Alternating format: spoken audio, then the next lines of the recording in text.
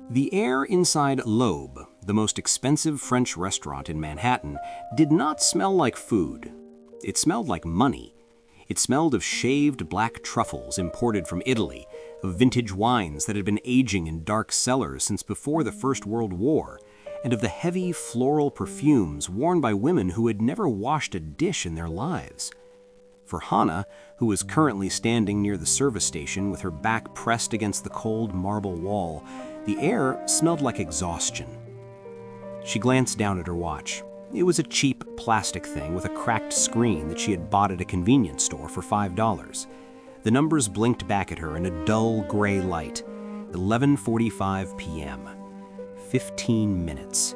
She just had to survive 15 more minutes. If she could make it to midnight without collapsing, without screaming, and without breaking the one rule that governed her entire existence, she would have survived day 179. Day 179. The number echoed in her head like a drumbeat. It felt impossible that she had made it this far. 6 months ago, the idea of standing on her feet for 12 hours straight would have been a joke. 6 months ago, her name wasn't Hana. 6 months ago, she was Kim Ye-Jin, the sole heiress to the Daesung Group, a global conglomerate with holdings in shipping, real estate, and technology. She was the princess of a corporate empire that built ships, skyscrapers, and microchips.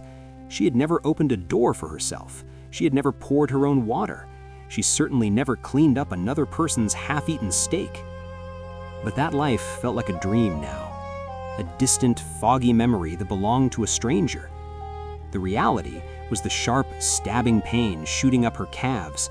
It was the blisters on her heels rubbing against the stiff leather of her cheap black work shoes. It was the gnawing hunger in her stomach because she had skipped her break to cover a shift for a coworker who had called in sick. She closed her eyes for a second, just a second, and she could hear her father's voice, the chairman, a man who terrified board members and prime ministers alike. She remembered the day he had called her into his office, the room dark and smelling of mahogany and cigar smoke. He had looked at her with eyes that were not unkind, but were harder than steel. "You are soft, Ye-Jin," he had said. "The world is coming for our family. The sharks are circling. If I die tomorrow and I leave this empire to you, they will eat you alive. You know how to spend money, but you do not know how to earn it. You know how to give orders, but you do not know what it feels like to follow them." She remembered trying to argue, trying to tell him that she had an MBA from Stanford, that she was ready. But he had just raised a hand. "Degrees are paper," he had whispered. "Hunger is real. If you want this chair, if you want to lead Daesung Group, you must prove you can survive as a nobody. 6 months. You leave this house with nothing. No credit cards, no contacts, no family name. You go to the city. You get a job. You pay rent. You survive on the wages of a commoner. If you call for help, you fail. If you reveal your identity to save yourself from a difficult situation, you fail. And if you fail, Ye-Jin, I will donate the entire company to charity, and you will receive nothing." That was the deal, the silver spoon test. And now, she was 15 minutes away from the final day, day 180. Tomorrow, at midnight, the black sedans would come. Tomorrow, she would go back to being Kim Ye-Jin. She would trade this stained apron for silk. She would trade these blisters for massages. But right now, she was just Hana, the clumsy waitress at Table 4's section. And Table 4 was a nightmare. Hana opened her eyes and looked across the dining room. It was dimly lit, with golden chandeliers casting a warm, romantic glow over the tables. But there was nothing romantic about Table 4. Sitting there, sprawling in his chair like a king on a throne, was Director Park. Hana knew exactly who he was, not because she had met him in her past life, but because men like Director Park are all the same. He was a mid-level executive in a construction firm, a subsidiary, ironically, of the Daesung Group, based right here in New York. He was a man who had a little bit of power and a lot of insecurity, which made him dangerous. He was wearing a white suit, a bright, aggressive white suit that looked ridiculous in the evening light. He had told the maitre d' loudly when he arrived that it was a limited edition Italian silk, custom-made, worth more than the staff's combined annual salaries. Across from him sat a woman who introduced herself as Ms. Choi. She hadn't looked at the menu, she hadn't looked at the wine list. She had spent the entire 2 hours looking at her phone. She was an influencer, or at least she was trying to be. She had a ring light clipped to the top of her phone, blinding everyone nearby, and she was currently live streaming her dinner to an audience of strangers. Park snapped his fingers. The sound was sharp, loud, and incredibly rude. It cut through the low hum of jazz music and polite conversation. "Hey, you, the slow one." Hana stiffened. He was talking to her. He called her the slow one because earlier in the evening she had taken an extra 30 seconds to check with the kitchen about a nut allergy for Ms. Choi. Park had taken that as a personal insult, a sign of incompetence. Hana took a deep breath, plastered the fake smile onto her face, the smile that felt like a mask of porcelain, and walked over to the table. "Yes, sir? How can I help you?" Her voice was steady, trained to be polite, even when she wanted to scream. Park pointed a thick finger at his empty wine glass. "Look at this. Do you see this? It is empty. Why is it empty? Do I look like a man who drinks air?" "I apologize, sir." Hana bowed her head slightly. "I will bring the wine list immediately." "No!" Park slammed his hand on the table, making the silverware jump. Ms. Choi let out a little giggle, turning her phone camera to capture Park's outburst. Her followers loved drama. "No," Park sneered. "The list is for peasants who need to check the price. I want the best bottle you have in the cellar. The absolute best. Do you understand? I am celebrating a promotion tonight. I am going to be a vice president soon. I need a wine that tastes like success, not the vinegar you have been serving us." Hana hesitated. The best bottle in the cellar was a 1945 Chateau Mouton Rothschild. It cost $20,000. It was locked in a special glass case. Only the head sommelier was supposed to handle it, but the sommelier had gone home with a migraine an hour ago. The manager was busy in the office counting the cash drops. "Sir, the vintage bottles are very expensive, and typically we require—" "Are you deaf?" Park interrupted, his face flushing red. "Or are you just stupid? I told you to bring it. Are you judging me? Do you look at my suit and think I cannot afford it? Do you know who I work for? I work for Daesung Construction. We build the cities you live in. My bonus check this month is bigger than the mortgage on this entire building. Bring me the bottle." Hana felt a cold knot of anger in her stomach. Daesung Construction.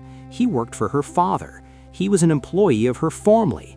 In her old life, a single phone call from her would have this man clearing out his desk within the hour. She could have him fired for the way he tied his tie, let alone for abusing staff. But she couldn't make that call. Not tonight. Tonight, she was the servant and he was the master. "I understand, sir," Hana said quietly. "I will bring it right away." She turned and walked toward the wine cellar. Her legs felt heavy, like lead. She could hear Ms. Choi whispering to her phone behind her. "Oh my God, guys, can you believe the service here? It's so trash, like literally the worst. But Oppa is handling it. He's so assertive. Look at him, he's such a boss." Hana entered the temperature-controlled wine cellar. It was cool inside, a relief from the heat of the dining room. She keyed in the code for the vintage cabinet. Her hands were shaking slightly, not from fear of Park, but from hunger. Her blood sugar was crashing. She grabbed the heavy bottle of Rothschild. The dust on the glass felt ancient. This bottle had survived World War II. It had survived decades of history, and now it was going to be consumed by a man who snapped his fingers at waitresses. It was a waste, a tragedy, but it was her job. She cradled the bottle like a baby, carrying it out into the dining room. She also grabbed a decanter and a polishing cloth. She needed to do this perfectly. If she messed up the ritual pouring, Park would complain to the manager, and the manager was already looking for a reason to cut staff hours. She approached table 4. Park was leaning back, one arm draped over the back of his chair, talking loudly about his new car. Ms. Choi was applying lip gloss, using the reflection of a spoon. "Ah, finally," Park said, not moving to make space for her. "The tortoise returns." Hana set the decanter down on the side table. She presented the bottle, label facing him. 1945 Chateau Mouton Rothschild, sir. Shall I open it for you? Park glanced at the label, his eyes widening slightly when he saw the year. He knew enough to know this was serious money. He puffed out his chest, looking at Ms. Choi to make sure she was impressed. "Proceed," he said, waving his hand regally, "and don't crumble the cork. If I see one speck of cork in my wine, I'm sending it back and you're paying for it." Hana carefully used the wine key. The cork was old and fragile. She had to be gentle. She twisted the metal coil into the soft wood, holding her breath. She pulled slowly. With a soft pop, the cork came free, perfectly intact. She placed it on a small saucer for his inspection. She began to pour a small tasting amount into his glass. The dark red liquid swirled. Park picked up the glass, swirled it aggressively, too aggressively, and took a loud slurp. He smacked his lips. "It's acceptable," he announced, though he couldn't tell the difference between this and grape juice. "Pour." Hana moved to fill Ms. Choi's glass first, as was protocol. She leaned over slightly, holding the heavy bottle in her right hand, a napkin in her left to catch any drips. And that was when the universe decided to test her one last time. Ms. Choi, seeing the camera angle wasn't right for the pouring shot, suddenly shifted her chair back to get a wider view. She didn't look, she just shoved her chair legs backwards. The leg of the chair caught Hana's ankle. It happened in slow motion. Hana felt the impact on her shin. Her balance, already precarious from the cheap, slippery shoes and 12 hours of standing, vanished. Her knee buckled. She tried to correct herself, tried to twist her body away from the table to save the guests, but gravity was faster than she was. She fell forward. Her hand, instinctively trying to break the fall, let go of the bottle. The bottle of 1945 Chateau Mouton Rothschild did not hit the floor. If it had hit the floor, it would have been a disaster, but a manageable one. A broken bottle could be cleaned, a rug could be scrubbed. No, the bottle hit the edge of the table, spun in the air, and sprayed its contents outward like a fire hose. A dark crimson arc of vintage wine flew through the air. Splash! It landed directly on Director Park. It wasn't just a few drops, it was a deluge. The red wine soaked into the pristine white fabric of his limited edition Italian silk suit. It ran down his shirt, it splashed on his face, it dripped from his chin like blood. The sound of the bottle finally hitting the floor and shattering echoed through the silent restaurant like a gunshot. Then there was total silence. The jazz band stopped playing. The other diners froze with their forks halfway to their mouths. The manager, who had been across the room, stopped dead in his tracks, his face turning the color of ash. Hana lay on the floor, her knees stinging from the impact. She looked up, terror seizing her heart. Not terror of the man, but terror of the situation. This was it. This was the failure. "Oh my God, guys, can you believe the service here? It's so trash, like literally the worst. But Oppa is handling it. He's so assertive. Look at him, he's such a boss." Hana stared into Deepark's eyes, his eyes fixed on her like two hard black stones set in a cold fury. He carefully picked up a napkin from the table. He didn't try to dab at his white suit, already irrevocably stained. He simply held it to his chin to catch the dark stream that ran from the corner of his mouth. Then he spoke in a voice that echoed through the silent restaurant. "Element, death, what have you done?" The silence in the restaurant was heavier than the crystal chandeliers hanging from the ceiling. It was a thick, suffocating silence that pressed against the eardrums. The manager was still gripping Hana's shoulder, but his grip had loosened, his fingers twitching slightly. Director Park stood near the doorway, his hand on the brass handle, his face twisted in a mixture of confusion and annoyance. He looked like a man who had walked into a movie halfway through and couldn't understand the plot. "You are going to ruin my life?" Park repeated, a slow, incredulous smile spreading across his face. He looked at Miss Choi. "Did you hear that, babe? The dishwasher is threatening me. She thinks she has power. This is what happens when you let the lower class watch too many dramas. They start to hallucinate." He took a step back toward Hana, his expensive shoes crunching on the broken glass of the Rothschild bottle. "Listen to me, you delusional little girl," Park spat. "I don't know who you called, maybe your boyfriend, maybe your dad who drives a taxi. It doesn't matter. Do you know who I am? I am a director at Daesung Construction. In this city, I am a god compared to you. If you threaten me again, I will have you arrested for harassment before you can even—" He stopped. He stopped because the light in the restaurant suddenly changed. Through the floor-to-ceiling windows that looked out onto the rainy streets of Manhattan, a beam of light sliced through the darkness. It was blindingly white, intensely focused. Then another beam, and another. 3 vehicles had pulled up to the curb directly in front of Loeb. These were not taxis. They were not police cars. They were 3 identical, pitch-black Genesis G90 limousines with diplomatic flags on the fenders. They moved with the silent, predatory grace of sharks. They parked in a perfect line, blocking the entire street, ignoring the angry honks of yellow cabs behind them. The restaurant patrons turned in their seats. Whispers rippled through the room like a sudden breeze. Who is that? Is it a celebrity? Is it the mayor?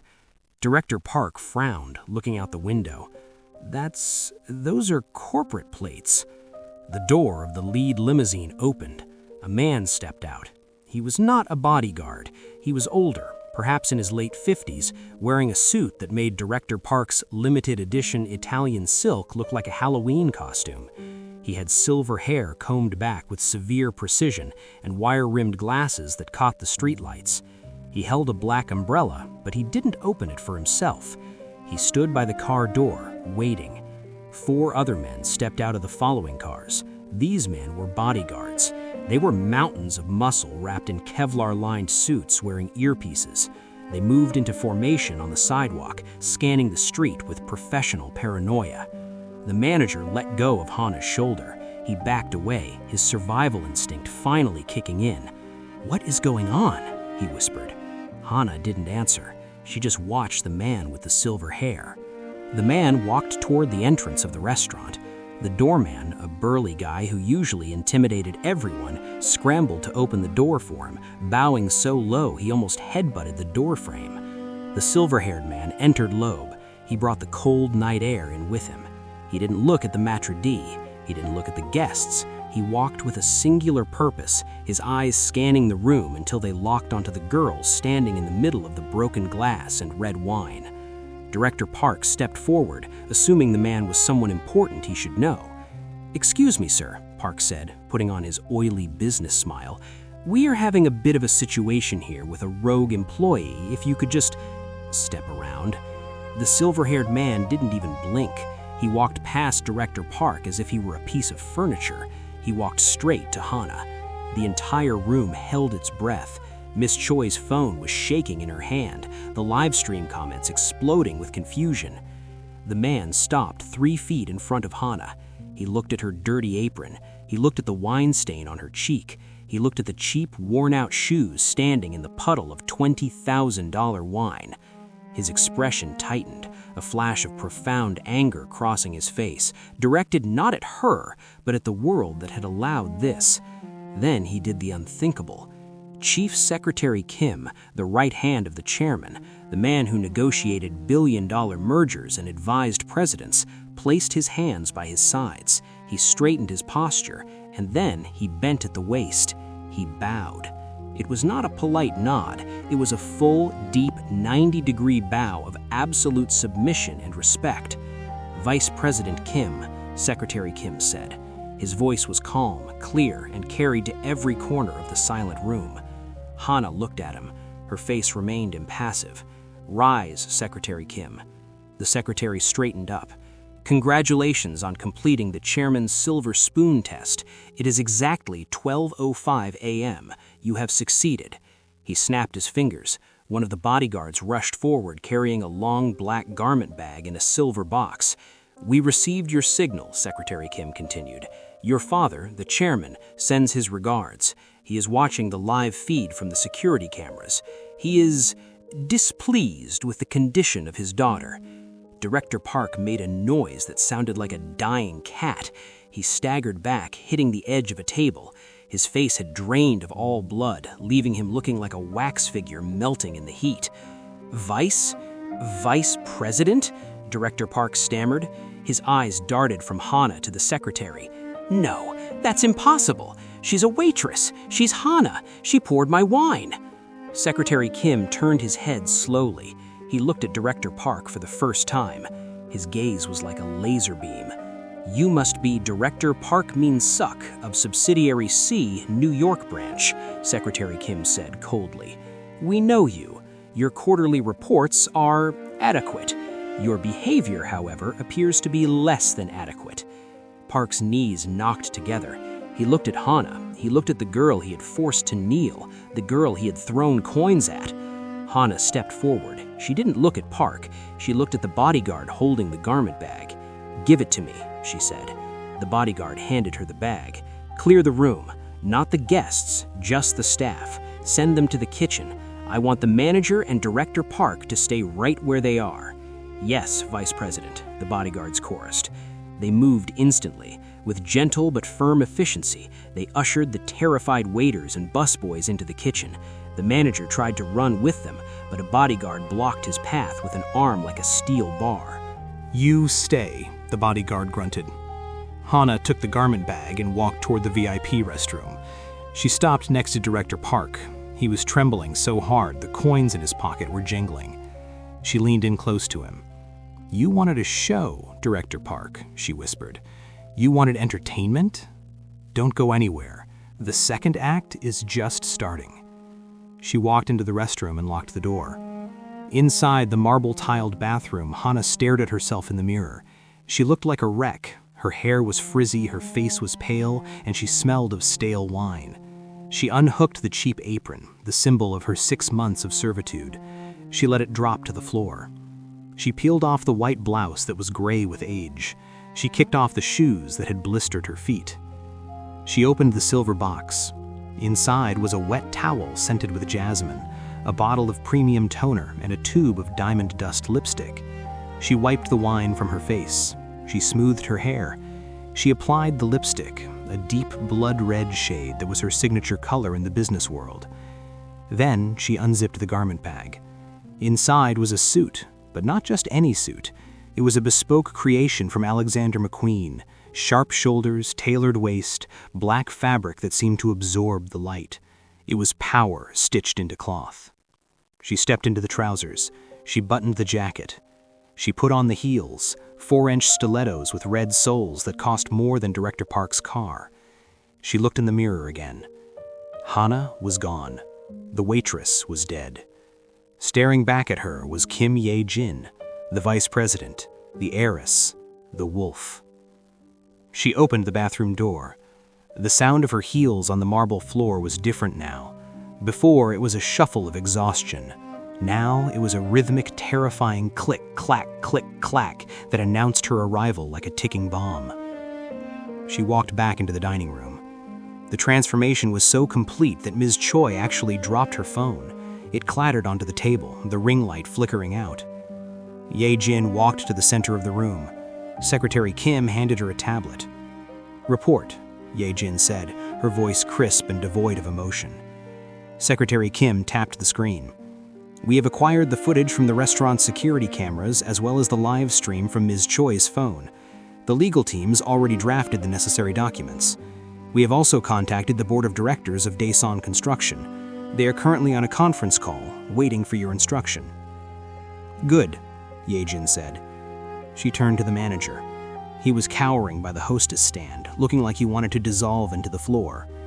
"Manager, what was your name?" Ye-Jin asked, looking at the tablet. "Ah, Manager Miller. You fired me." The manager gulped. "Ma'am, Ms. Kim, I didn't know. I was just following protocol. The customer is always right." Ye-Jin smiled. It was a smile that didn't reach her eyes. "Protocol?" she asked. "Is it protocol to allow a customer to physically assault your staff? Is it protocol to allow a customer to humiliate a human being for sport? Or is your protocol simply cowardice?" She swiped on the tablet. "I just bought the building," she said casually. The manager's jaw dropped. "What?" "This building," Ye-Jin clarified. "The lease for L'Aube expires in 3 months. I just purchased the property from the landlord. I decided not to renew your lease. You have 90 days to vacate the premises." She looked around the beautiful dining room. I think I'll turn it into a staff cafeteria for my construction workers, she mused. They appreciate good food more than your clientele. The manager sank to his knees. Please, this is my life. I have a mortgage. You should have thought about that before you called me a rat, Ye-Jin said coldly. Security, remove him. 2 bodyguards grabbed the manager by the armpits and dragged him, weeping, out the front door. Ye-Jin turned her attention to the main event, Director Park. Park was hyperventilating. He was clutching the table for support. He looked at her, his eyes pleading. Vice President, please, it was a joke, just a bad joke. I was drunk. You were drunk on power, Ye-Jin corrected, and now you are going to have a hangover. She walked up to him. She looked at the wine stain on his white suit, the stain she had scrubbed on her knees. You said this suit cost more than I would earn in a lifetime, she said softly. She reached out and flicked the lapel of his jacket. My shoes cost more than your annual salary, Park.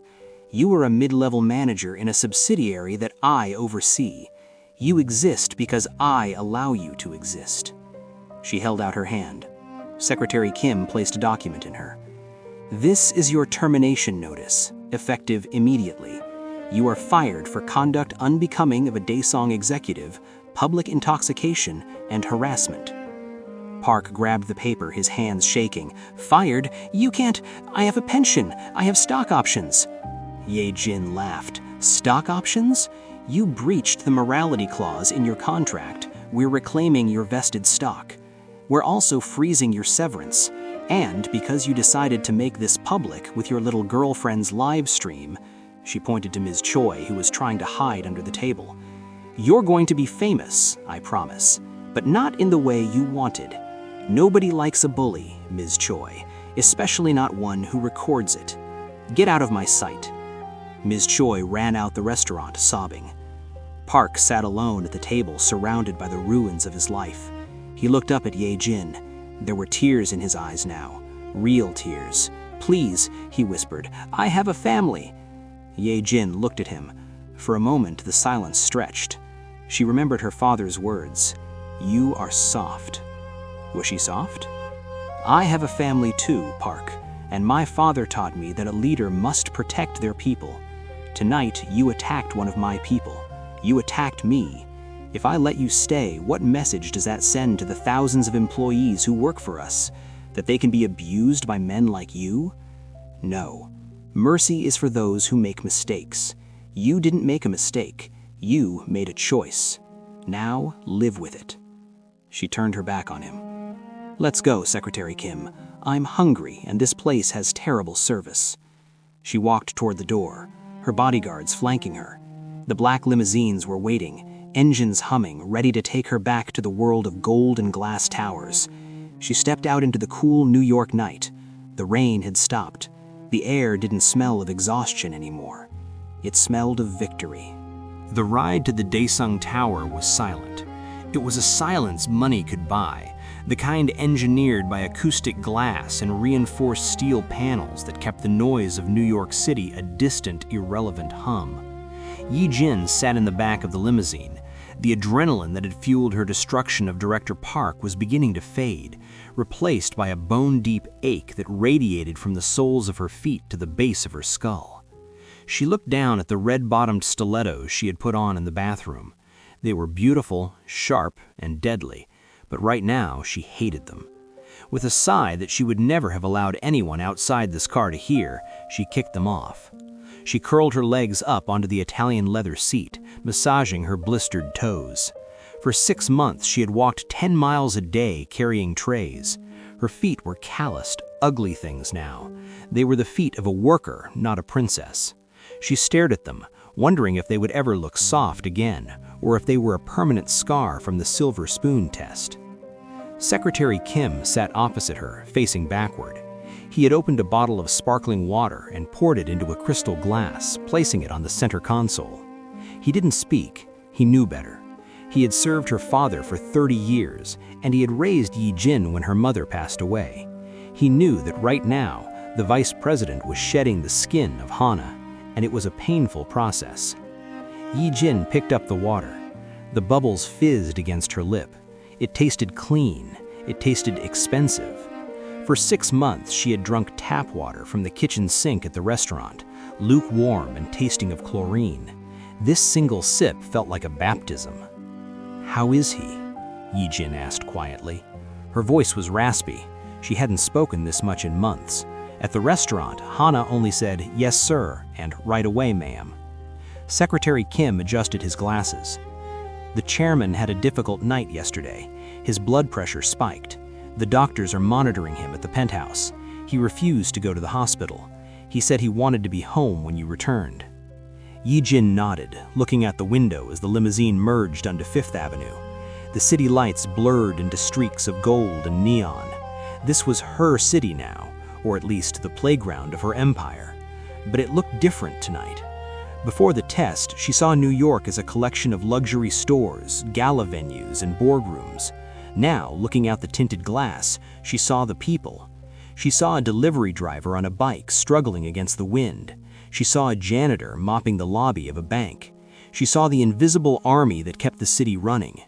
She felt a strange pang in her chest. She wasn't one of them anymore, but she wasn't fully one of the elites either. She was something in between, a hybrid, and that made her dangerous.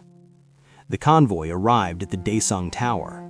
It was a monolith of black glass that rose 70 stories into the Manhattan sky. It was the headquarters for their North American operations. The car pulled into the underground garage, a sterile, white-walled bunker filled with Ferraris and armored ESUVs. The door opened. Ye-Jin slipped her heels back on. She winced, but her face smoothed into a mask of cold perfection. She stepped out. "Welcome home, Vice President," a line of staff greeted her. They were bowed at 90 degrees. Ye-Jin didn't stop. She walked past them to the private elevator. Secretary Kim keyed in the code. The doors slid shut, sealing them in a golden box that shot upward at ear-popping speed. 70 floors up, the penthouse. The doors opened directly into the living room.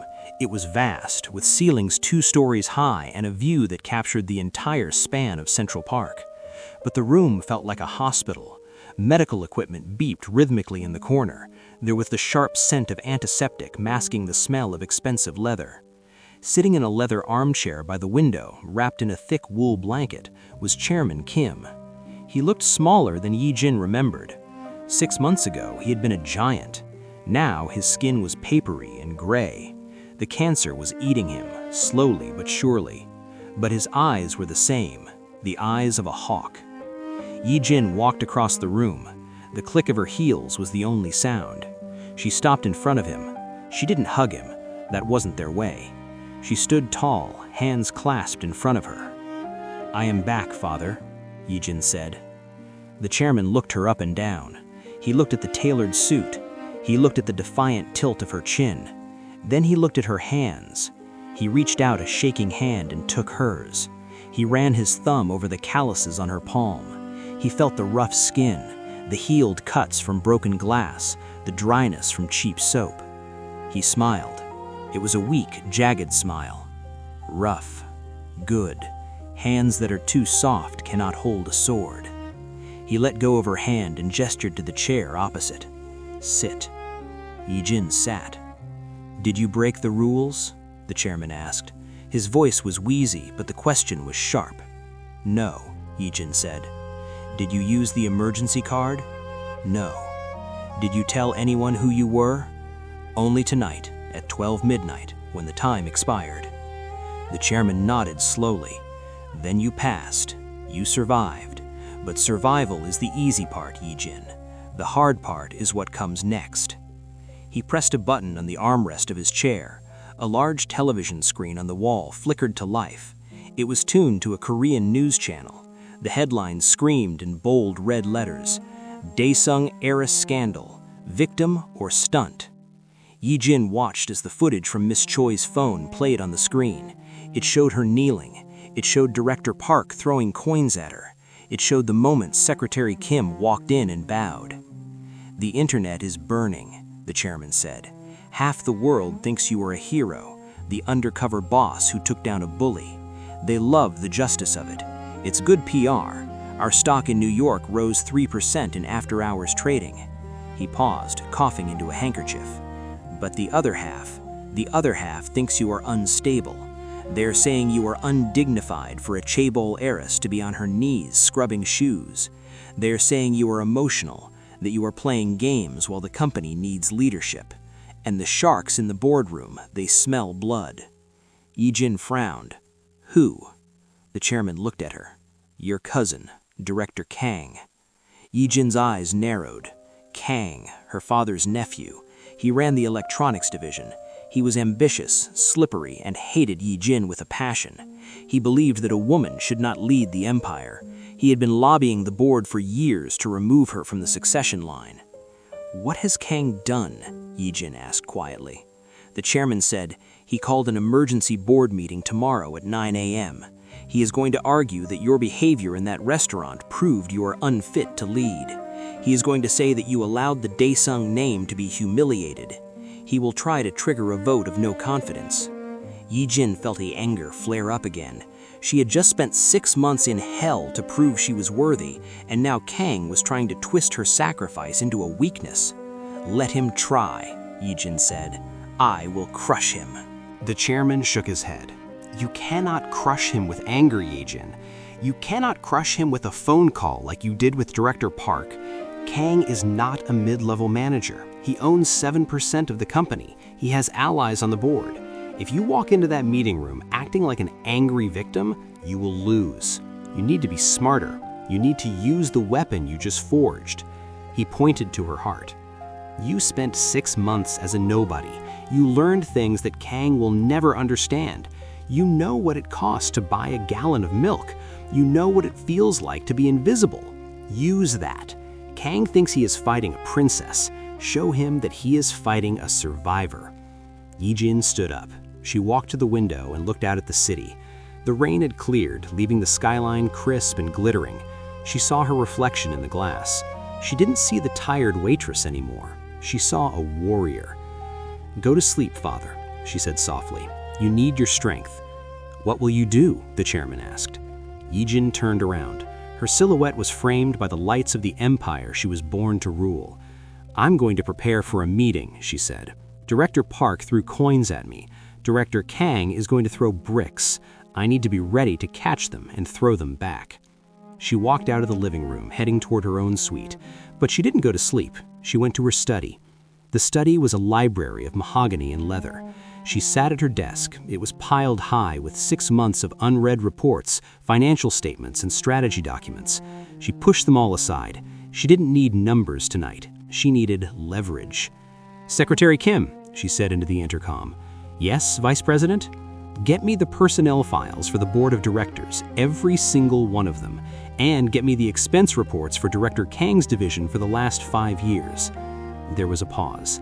"That is a lot of data, Vice President. It will take all night to analyze."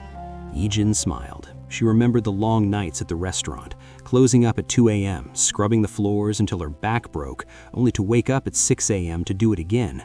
"I'm used to long shifts," she said. "Bring the coffee, the cheap stuff. I don't want to get soft."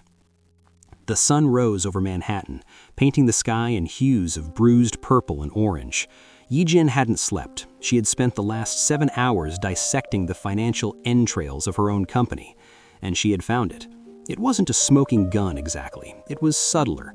It was a pattern of waste, of arrogance, of disconnection, the same arrogance that Director Park had shown. It was a cancer in the company, and Kang was the tumor. At 8:30 a.m., she showered. She scrubbed the last of the Hana scent from her skin. She dressed in a navy blue suit, white silk blouse, and the red-bottomed heels. She pulled her hair back into a tight, severe bun. She applied her makeup like war paint. She walked out to the living room. The chairman was awake, drinking tea. He looked at her. "Are you ready?" he asked. Ye-Jin nodded. "Then go," he said. "And Ye-Jin..." She stopped at the door. "Don't bow," he said. "You are the owner now." Ye-Jin walked into the elevator. She descended 70 floors. She walked through the lobby. This time, the security guards didn't stop her. They saluted. She entered the main conference room on the 40th floor. The room was full.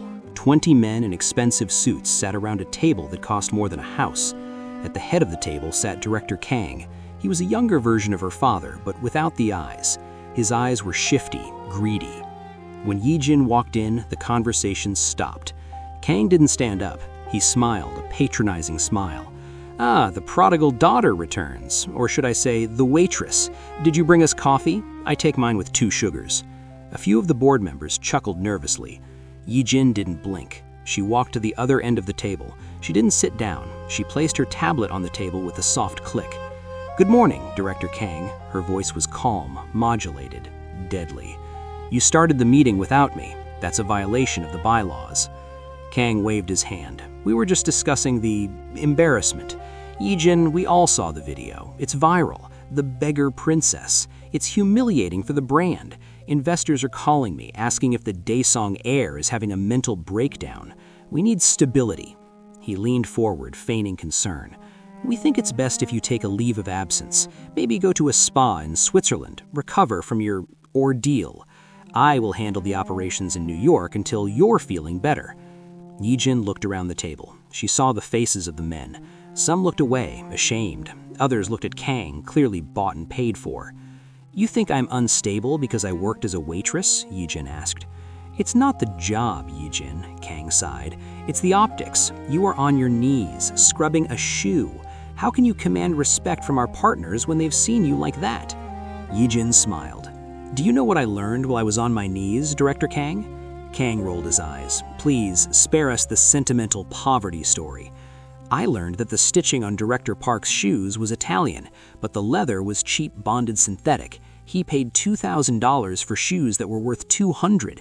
He was being scammed by his supplier, and he didn't even know it because he was too arrogant to check the quality." She tapped her tablet. The screen behind her lit up. It showed a spreadsheet. "I spent the last night looking at your division, Director Kang, electronics." The screen zoomed in on a column of numbers. "You just signed a supplier deal for the new microchip casings. The supplier is charging us a premium for aerospace-grade aluminum." Ye-Jin walked slowly around the table, approaching Kang. "But looking at the specs, it's the same bonded alloy used in soda cans. You're paying premium prices for trash, just like Director Park with his shoes.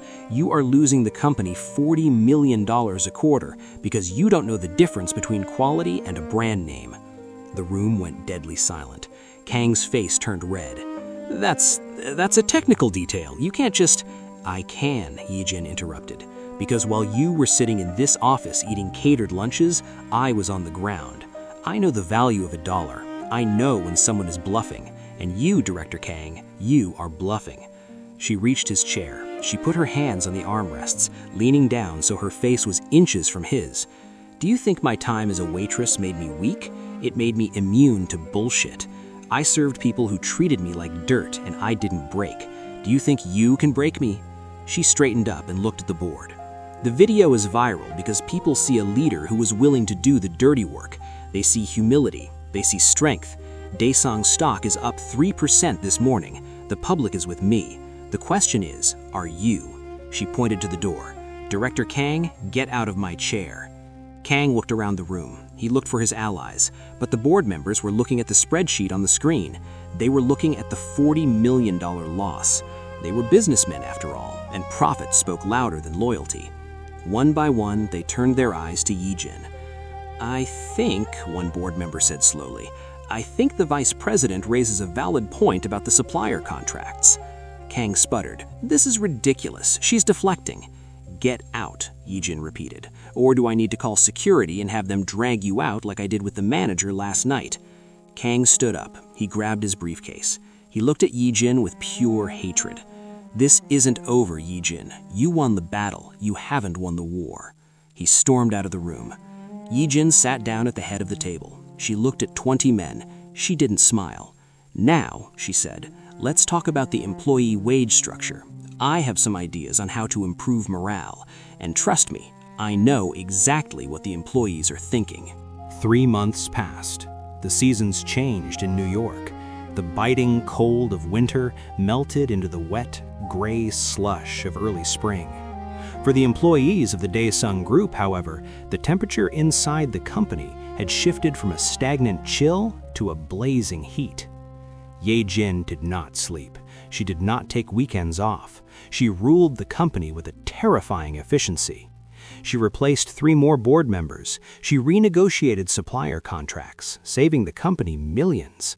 She became known in the business press not as the beggar princess, but as the Iron Lotus, beautiful, but rooted in mud and impossible to break. But while the company thrived, the chairman faded. It was a Tuesday night when the call came. Ye-Jin was in her office, reviewing the blueprints for the new construction site, the one Director Park used to oversee. Secretary Kim walked in. He didn't knock. He didn't have to speak. The look on his face, the way his usually stoic features had crumbled, told her everything. "The car is ready," Secretary Kim whispered. Ye-Jin dropped her pen. The ink stained the blueprint, a black blot spreading like a shadow. They drove to the penthouse in silence. The city outside was alive, chaotic, indifferent to the fact that a titan was dying. When Ye-Jin entered the bedroom, the room was dim. The machines were quiet now. The doctors had stepped back into the shadows, their jobs done. The chairman was lying in the center of the massive bed. He looked small. He looked like he had already left, leaving only a shell behind. Ye-Jin walked to the bed. She sat on the edge. She took his hand. It was cold. "Father," she said. His eyes fluttered open. They were cloudy, losing their focus, but they found her. "Ye-Jin," he rasped, "is the company safe?" "It is safe," Ye-Jin said, her voice trembling slightly. "Stock is at an all-time high. Kong is neutralized. The workers are happy." The chairman let out a breath that sounded like a rattle. "And you? Are you happy?" Ye-Jin paused. She thought about the adrenaline of the boardroom. She thought about the lonely nights in her office. She thought about the waitress, Hana, who had laughed with the kitchen staff over stale bread, the only time in her life she had felt truly free. "I am strong," Ye-Jin answered. "You told me to be strong." "Strong," the chairman whispered, a faint smile touching his lips. "Yes, but do not become stone, Ye-Jin. The silver spoon test, it was not just to teach you hardship, it was to teach you empathy. Do not forget, the girl who scrubbed the shoes, she was the best version of you." He squeezed her hand, a weak, fleeting pressure. "The view," he murmured, turning his head toward the window. "I want to see the lights." Ye-Jin stood up. She walked to the heavy curtains and pulled them back. The New York skyline exploded into the room, a galaxy of electric stars, millions of lives, millions of stories. It was the empire he had conquered, glowing in the dark. "It's beautiful, Father," she said, turning back to him. But he wasn't looking at the lights. He was gone. Ye-Jin stood there for a long time. The silence was deafening. She didn't cry. Not yet. She was the vice president. She was the chairman now. She walked over to him, kissed his forehead, and pulled the sheet up. "Goodbye, Papa," she whispered. Then she turned to Secretary Kim. "Release the statement," Ye-Jin said, her voice steady though her heart was breaking. "And schedule the funeral. State mourning for 3 days, then we get back to work." The funeral was a spectacle. Dignitaries, rivals, and politicians flooded the cathedral. Director Kong was there, looking solemn in a black suit, offering fake condolences to the press. He was watching Ye-Jin closely, waiting for a crack in her armor, waiting for the grief to make her stumble. But Ye-Jin stood like a statue. She delivered the eulogy with dry eyes and a clear voice. She was impenetrable. It was only after the funeral, when the guests had left and the earth had been thrown onto the casket, that the final attack came. Ye-Jin returned to her office. On her desk was a red folder. Red folders were for critical alerts. She opened it. It was a strike notice. The construction workers at the main site, the flagship project of the year, had walked off the job an hour ago. The media was already picking it up. Daesung workers strike on the day of the chairman's funeral. It was a PR disaster. It made her look incompetent and heartless. "Who organized this?" Ye-Jin asked Secretary Kim. "The union leader," Secretary Kim said, "but we have intelligence that he met with Director Kong last night." Ye-Jin slammed the folder shut. Kong. Even at her father's funeral, he was plotting. He'd bribed the union to strike to embarrass her, to make the board panic and remove her while she was grieving. "Get the car," Ye-Jin said. "We are going to the construction site?" Secretary Kim asked. "Vice President, it is dangerous. The workers are angry. You should send a negotiator." "No," Ye-Jin said, her eyes flashing with a fire that hadn't been there since the restaurant. "I'm going down there." She looked at her clothes. She was wearing her black funeral dress and a veil. It was the uniform of a mourner, not a leader. "But first," she said, "we need to make a stop." The limousine stopped in front of a familiar building, L'Aube. The windows were papered over. The sign was gone. It was closed, empty, waiting for the new tenant. Ye-Jin unlocked the door with a key she had confiscated from the manager. She walked into the dark restaurant. It smelled of dust now, but underneath she could still smell the ghost of the vintage wine and the sweat of her labor. She walked to the staff lockers in the back. She opened locker number 4. Inside was her old uniform, the stained apron, the cheap black shoes with the worn-out soles. She put off her funeral dress. She peeled off the silk and the diamonds. She put on the white blouse. She tied the dirty apron around her waist. She put on the scuffed shoes. She looked in the mirror. She didn't see a waitress. She saw a warrior putting on her armor. She walked out to the car. Secretary Kim's eyes widened. "Vice President, surely you are not—" "Drive," Ye-Jin said. They arrived at the construction site. It was chaos. Hundreds of workers were chanting, holding signs. News crews were filming. When the limousine arrived, the crowd surged forward, booing. Ye-Jin stepped out. The chanting died down. Confusion rippled through the crowd. They expected a CEO in a Chanel suit. They expected security guards pushing them back. Instead, they saw a woman in a dirty waitress uniform. Ye-Jin walked to the barricade. She climbed up onto a pile of steel beams so everyone could see her. She grabbed a megaphone. "My name is Kim Ye-Jin," she shouted. Her voice echoed off the steel skeleton of the building. "I am the chairman of Daesung." "Go home, princess," a worker yelled. "You don't know what it's like to work." "Don't I?" Ye-Jin yelled back. She pointed to her apron. "Do you see this? 6 months ago, I was scrubbing floors. I was serving wine to men who threw coins at my head. I walked 10 miles a day on these shoes until my feet bled." She looked at the sea of angry faces. She saw their tired eyes, their calloused hands. She saw herself in them. "I know you are angry. I know Director Kang told you that I am a spoiled brat who doesn't care if you starve. He paid your leader to strike today. He paid him to dishonor my father's memory." The crowd murmured.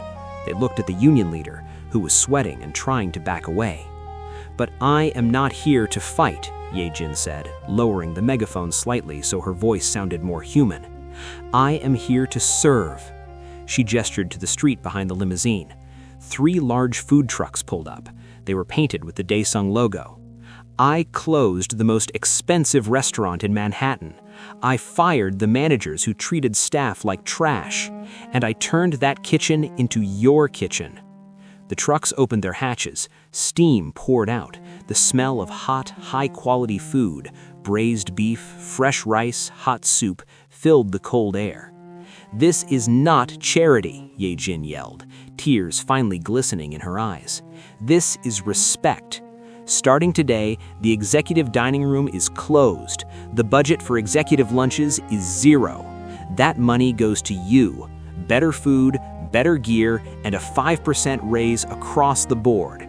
She dropped the megaphone. She jumped down from the beams. She walked over to the first food truck, grabbed a ladle, and stood behind the serving counter. "Line up, I'm serving." For a moment, nobody moved. Then one older worker stepped forward. He looked at Ye-Jin. He looked at the apron.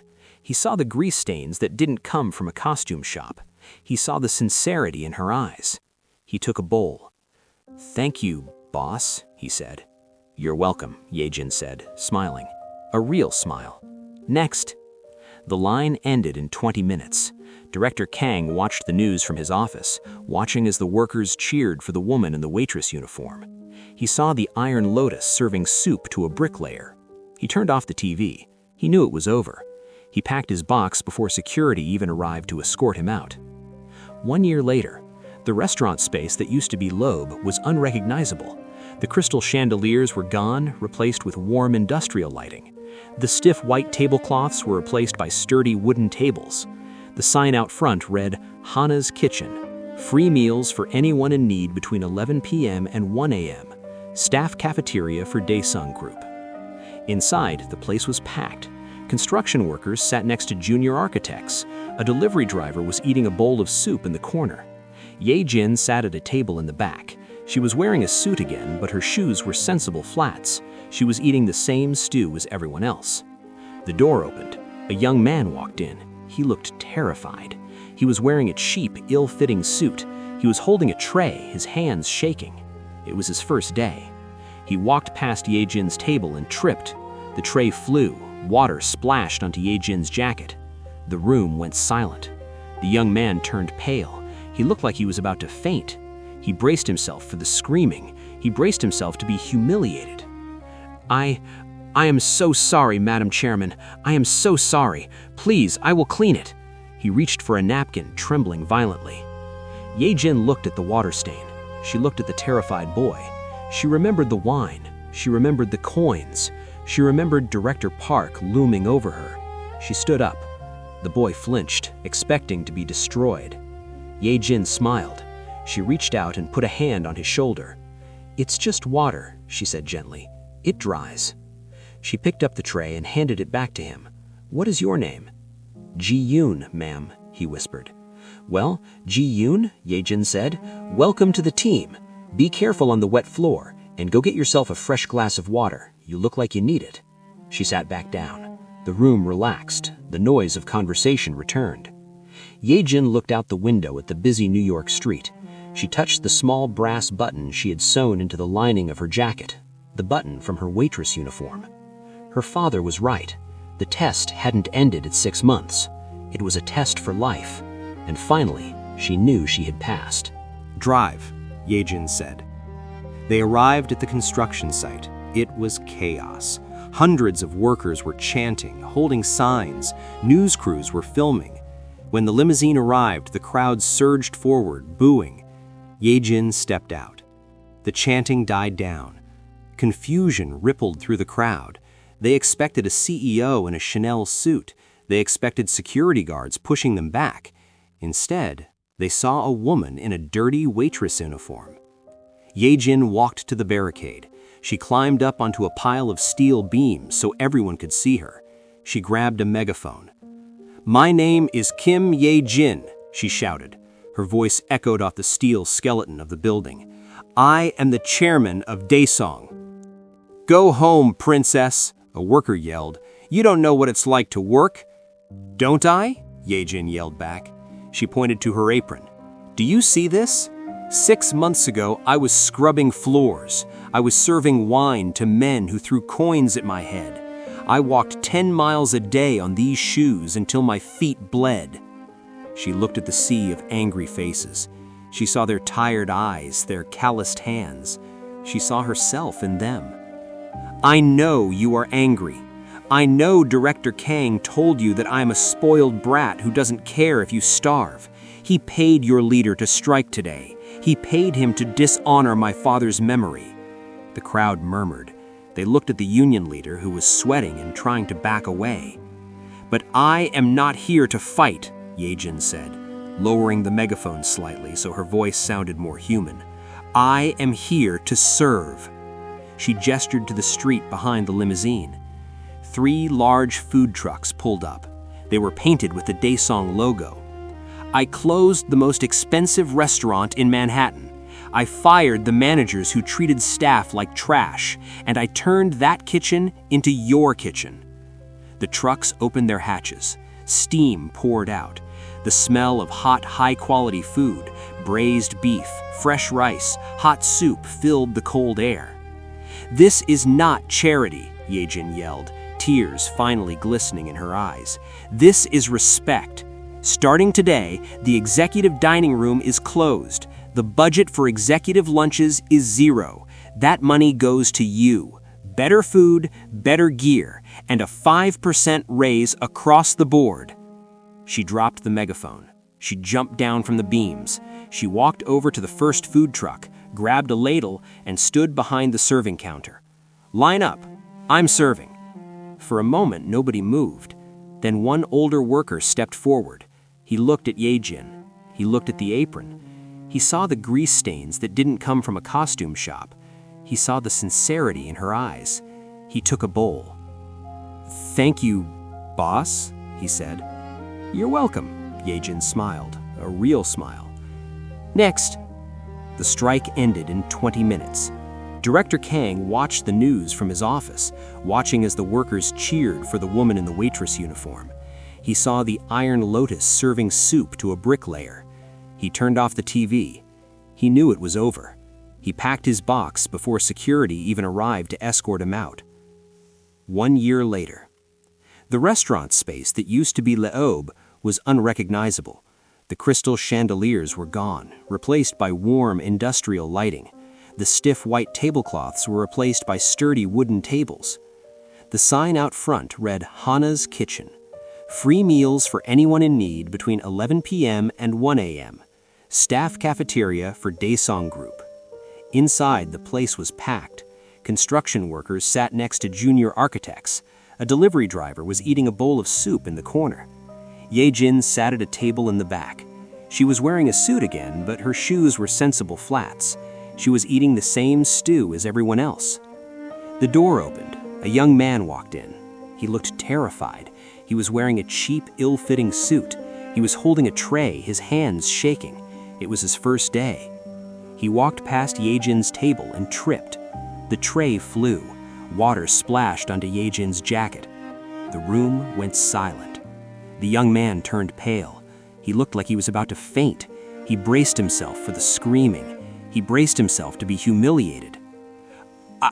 I am so sorry, Madam Chairman. I'm so sorry. Please, I will clean it." He reached for a napkin, trembling violently. Ye-Jin looked at the water stain. She looked at the terrified boy. She remembered the wine. She remembered the coins. She remembered Director Park looming over her. She stood up. The boy flinched, expecting to be destroyed. Ye-Jin smiled. She reached out and put a hand on his shoulder. "It's just water," she said gently. "It dries." She picked up the tray and handed it back to him. "What is your name?" "Jian, ma'am," he whispered. "Well, Jian," Ye-Jin said, "welcome to the team.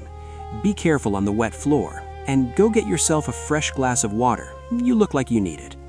She sat back down. The room relaxed. The noise of conversation returned. Ye-Jin looked out the window at the busy New York street. She touched the small brass button she had sewn in the lining of her jacket, the button from her waitress uniform. Her father was right. The test hadn't ended at 6 months. It was a test for life. And finally, she knew she had passed.